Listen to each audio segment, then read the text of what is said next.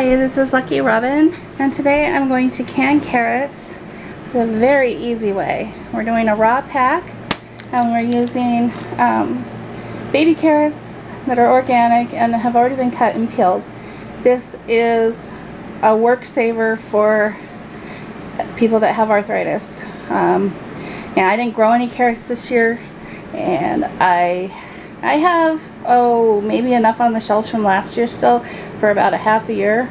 So I'm going to can another 10 pounds or so, and this is just the simplest method for when I don't grow my own or when my hands just can't take it anymore. So we're going to start by washing these. Even though they've been washed, I just will wash them anyway. That's just something I don't want to trust to other people. So you'll need your raw carrots, you'll need hot water. I'm doing pint jars. You can do quart jars. I'll tell you the times for that as well, but we're just doing pints because I have plenty of quarts. You need a jar lifter, something to debubble with. Our debubbler keeps walking off, so I'm just using a spatula. You just need something that's plastic so you don't accidentally maybe chip the jar when you debubble. You need a magnet on a stick, canning funnel, either a ladle or a small pitcher so you can dip it into the water to pour it into the jars. And you need your jar lids in hot water. They don't recommend you boil them anymore for 10 minutes. They changed the sealing stuff. So they say scalding's okay, but boiling isn't anymore. Alright, I'm going to get these washed. I assume that everyone knows how to wash carrots, so I'm not going to add that part in. Alright, so these are all washed up. Washing them also gives you a chance to go through them, and if you get something like this, you can take it out.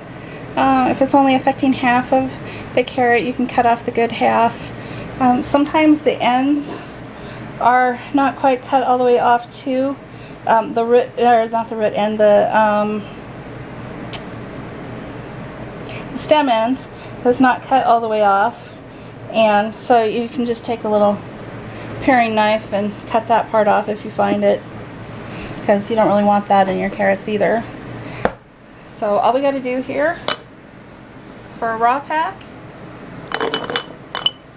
just put the carrots in. Now,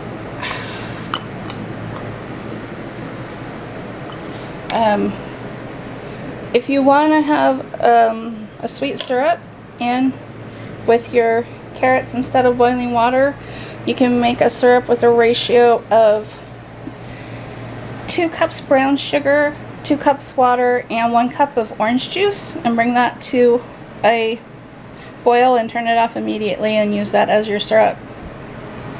But we don't like sweet carrots. We like them to be plain. Okay. I'm going to need a half a teaspoon of canning salt since it's pints. If it were quarts, you would need a full teaspoon. If you're doing half pints, you would need a quarter of a teaspoon.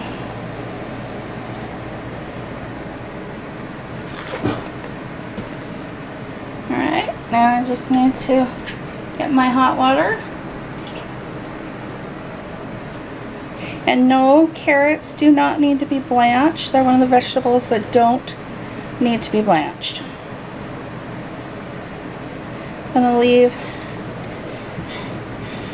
an inch of headspace. Take your debubbler,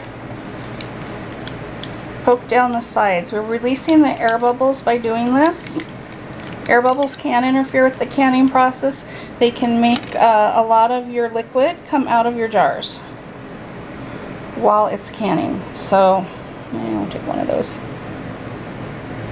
You want the water to just cover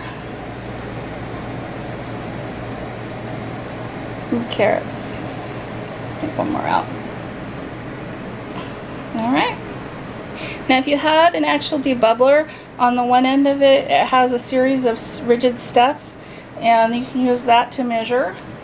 It measures 1/4 inch, 1/2 inch, 3/4 inch, and 1 inch for headspace. But once you've been doing this for a while, you can kind of wing it on the headspace. You'll know what is what.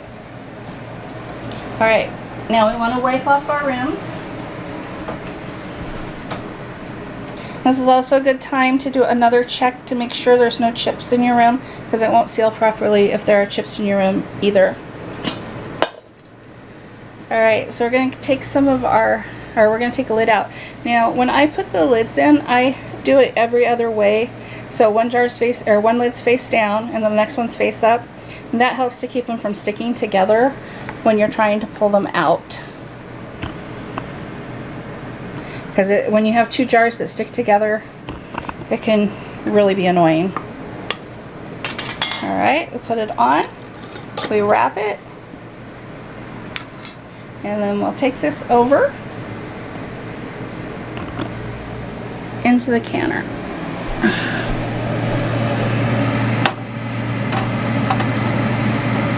And we're going to need 1/4 of water in the bottom of this.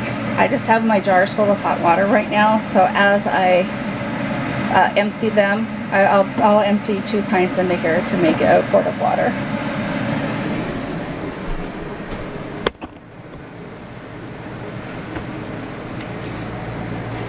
Alright, I will get back to you when I am ready to start the canning process. Alright, so I'm doing narrow mouth pint jars. So these are slightly smaller than the wide mouth pint jars, and there's a big gap in the middle and it can make it rock really bad. So I just put a couple of washcloths, wrap one around here on the bottom and then put one on top and wrap it around this way. And then that keeps the jars from clanking together at all. And I just find it's more stable and you're less likely to accidentally break a jar. So these are going to go in my All-American canner, which fits 9.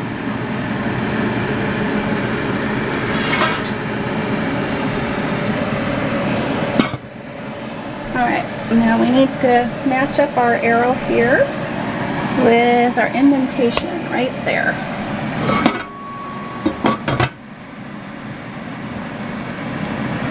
And twists into place. And then I go around and I lock this down. And we do it kitty corner from, or diagonally from each other.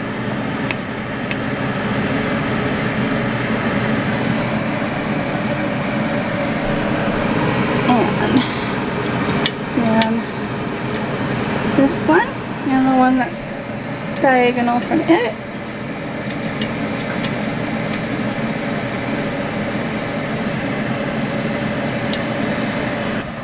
Alright, I don't have it quite matched up, so I'm going to have to undo it.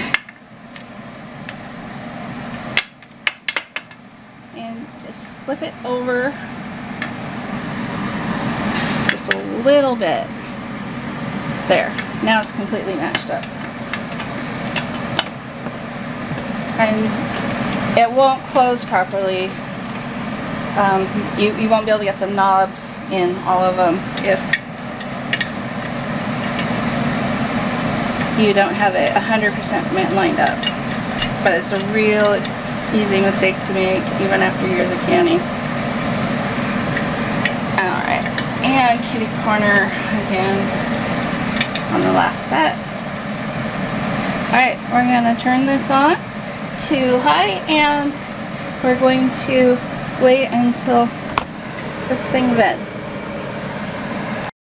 Alright, the steam is venting in a steady stream now, so we're going to set it for 10 minutes and it needs to vent for those 10 minutes.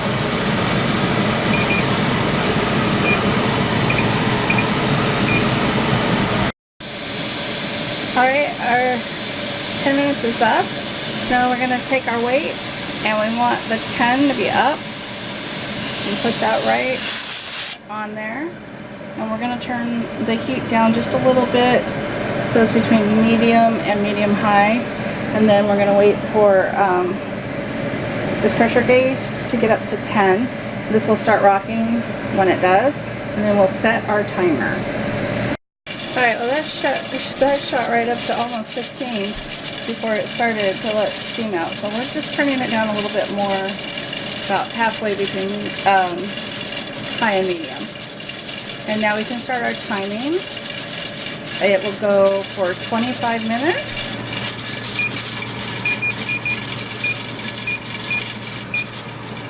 And that is the time for pints and half pints. If you're doing quarts, you want to do it for 30 minutes. Alright, our time is ended. So now we're just going to turn the heat off. And this needs to come down to 0 on your gauge. Do not take off the weight. Do not try to make the pressure come down faster. That can cause your jars to burst. Just leave it until it's down to 0, and then the canner can be opened. Alright, the pressure is all the way down to 0. Now with the All-American again, you're going to want to open it diagonally.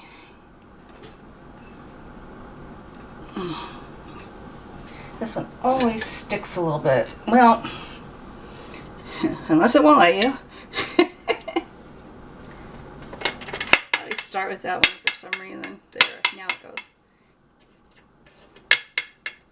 But that one always sticks.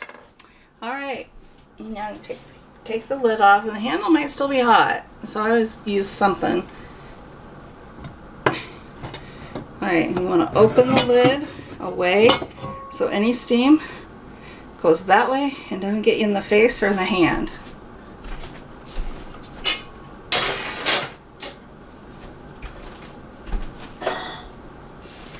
And now we'll take them out and take them over to our double washcloths. Oh, I must not have debubbled this one well because it is missing a lot of the liquid.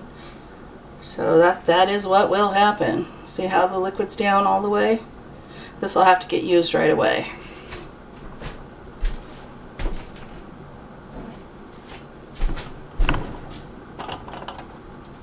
But that is more what it should look like.